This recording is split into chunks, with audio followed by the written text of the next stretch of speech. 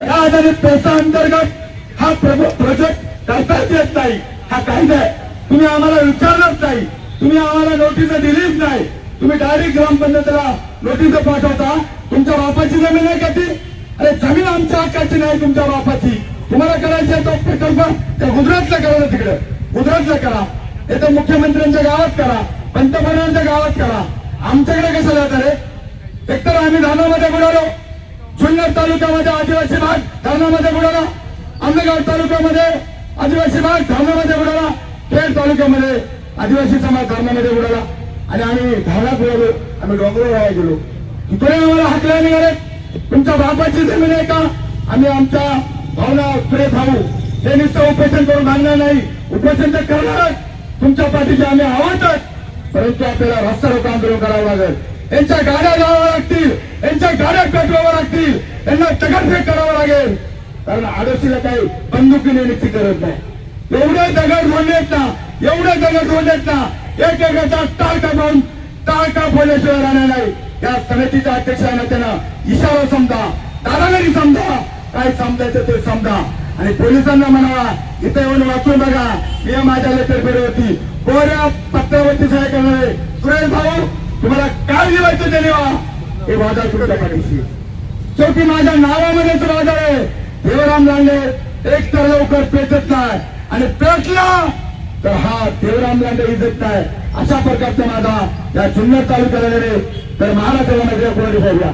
अशा प्रकारचं हे आंदोलन आपल्याला तीव्र करायचे. पत्रकार मित्रांनो, पत्रकारांनी कुठेही कमी पडता कामा नाही. आपण किती आंदोलन केलं, काय केलं, शेवटी पत्रकार हा चौथा डोळे. तुमच्या माध्यमातून जर तिकडे गेलं, मी खरं तर मला तर ही व्हिडिओ माझी तर लोकमतचे पत्रकार या ठिकाणी रात्री शिंदे साहेब आले होते. ते मला भेटले, म्हणजे लांडे साहेब तुमच्याशिवाय हे वातावरण तापणार नाही. मला थोडंसं जमणार 15 तारखेच्या नंतर तुम्हीच आम्हाला शांत करा.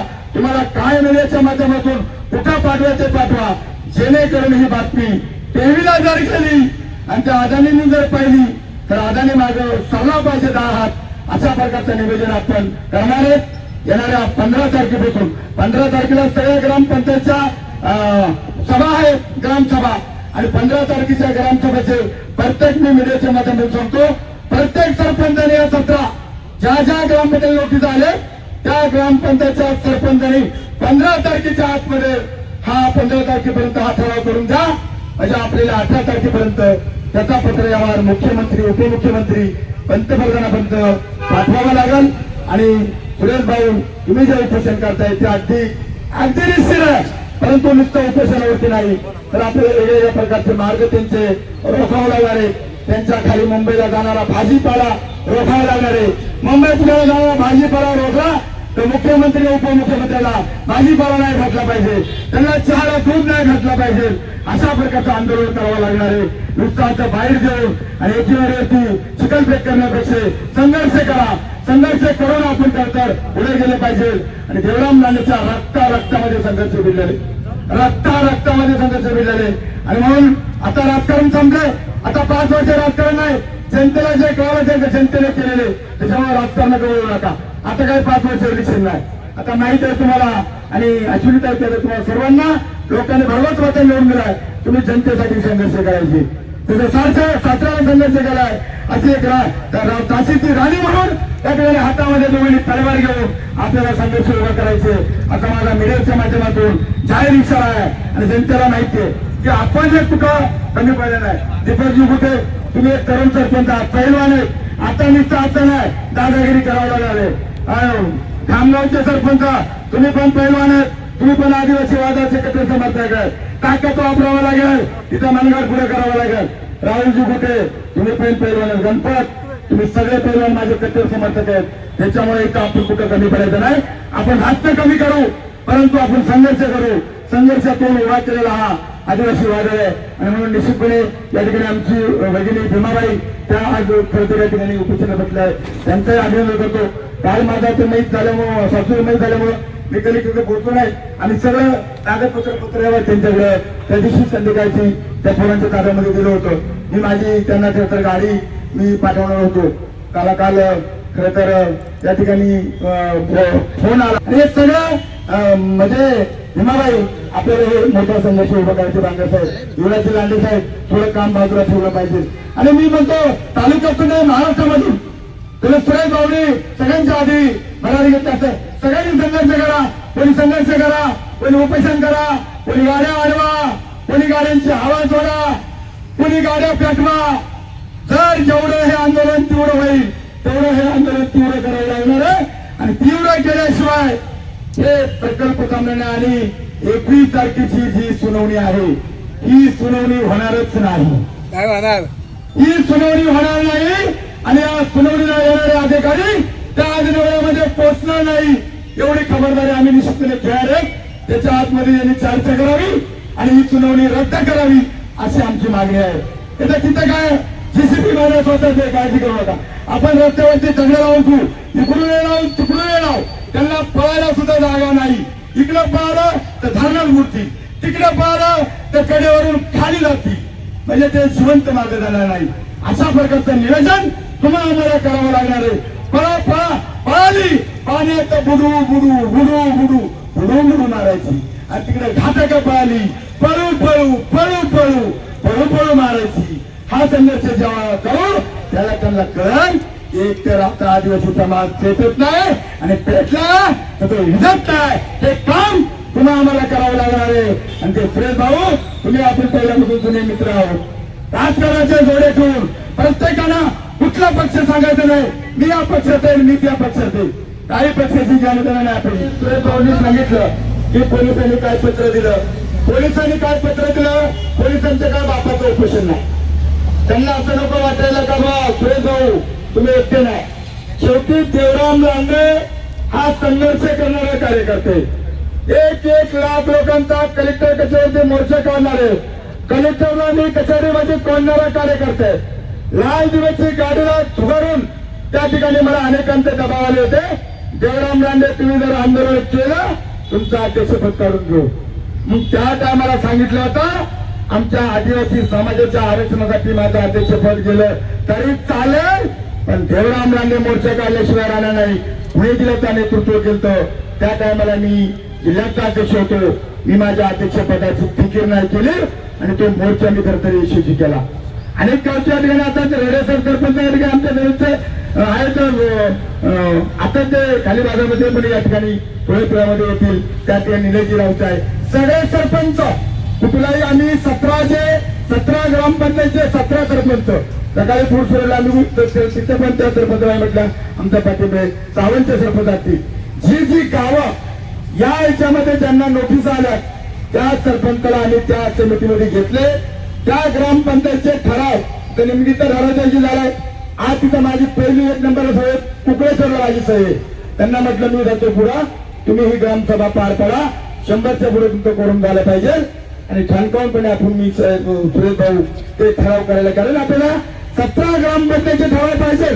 त्या अदानीच्या लोकांनी बसायचं असेल, कायद्याने अक्कल शिकवायची असेल आणि या पोलिसांना उत्तर द्यायचे असतील तर निस्ता देवराम लांडे समितीचा अध्यक्ष असेल तरी संपूर्ण आम्ही त्या शेतकऱ्यांना जे बाधित झालेले शेतकरी आहेत त्यांच्याशी आम्ही आता मला संध्याकाळी मिटिंग लावली सुरेश भाऊ.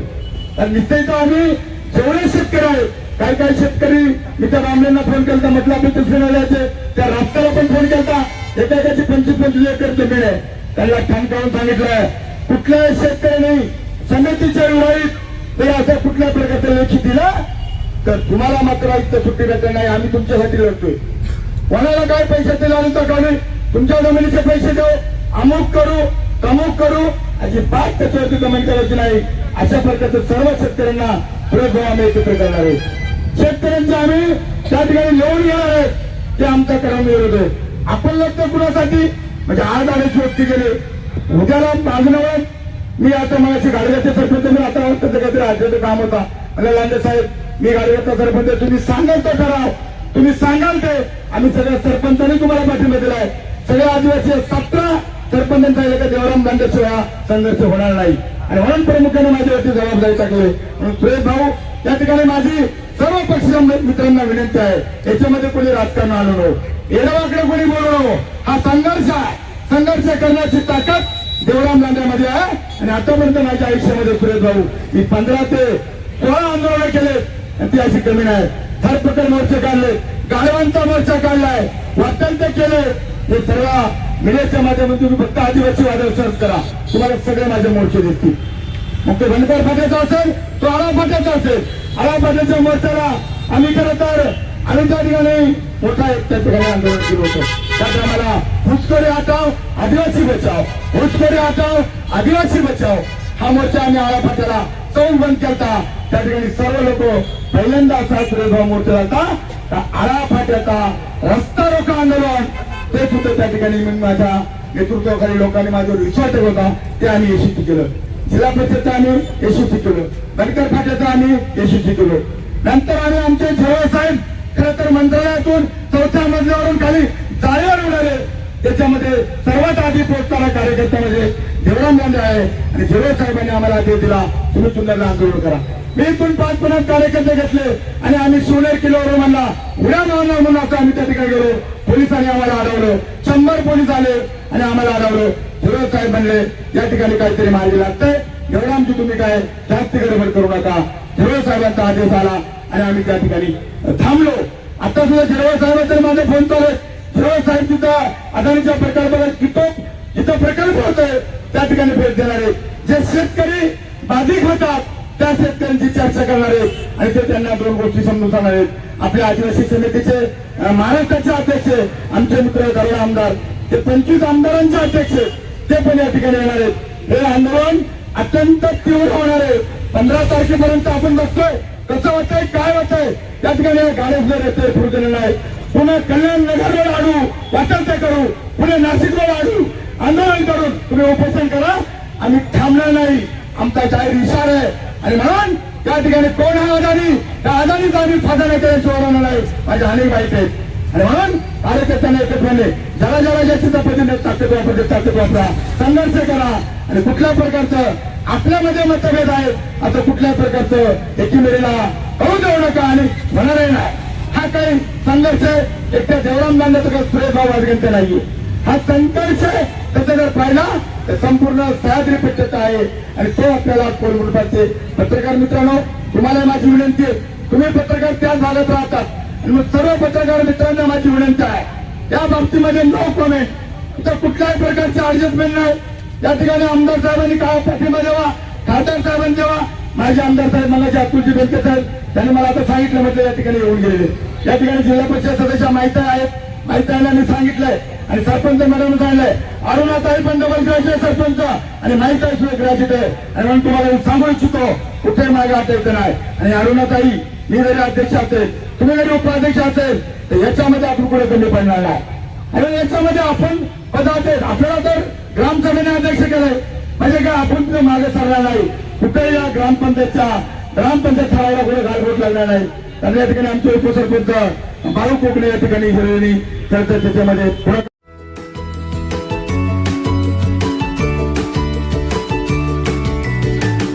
बातम्या शेतीच्या, बातम्या मातीच्या, बातम्या अन्यायाच्या, गुन्हेगारीच्या,